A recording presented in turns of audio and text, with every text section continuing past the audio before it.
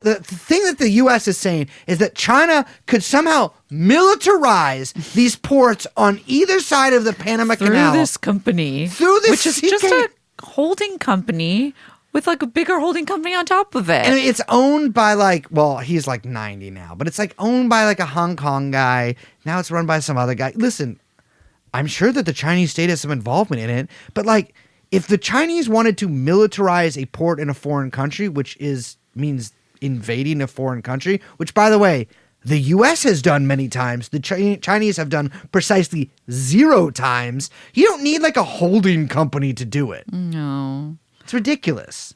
Also, like the U.S. and people who listen to U.S. leaders are so fucking stupid because even if the Chinese state has investment in these companies, doesn't like they're always like it's Chinese Communist Party run. They just want to centralize everything. Yeah. And it's like, that's not actually how things work over there. Well, it's funny. They always talk about this, like everything in China and these fucking stupid.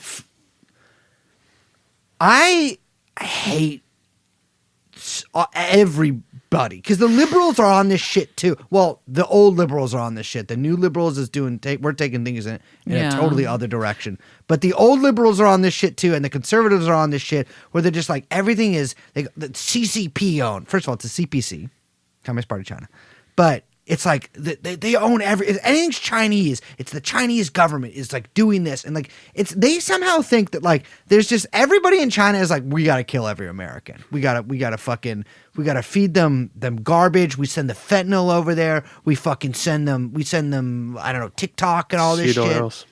But this is that thing that I'm saying where it's like there is also this from an insecure and frankly very stupid and uninformed place. But also because of the power of state ideology, Americans are like think that that there's some sort of like neutral playing field of the world. Yeah, and it's just a board, and the U.S. is there. We're the U.S. We're the little guy, and like okay, we make movies, we make bombs, and yes, we invade countries, but we're just a country like all other countries. Yeah.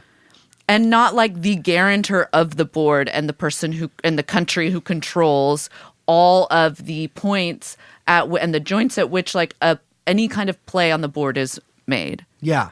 And that China is simply just another country that is in competition with our country as equals. And I'm sorry, that's just not the fucking case. That is not how the world works. The U.S. runs everything. We run everything.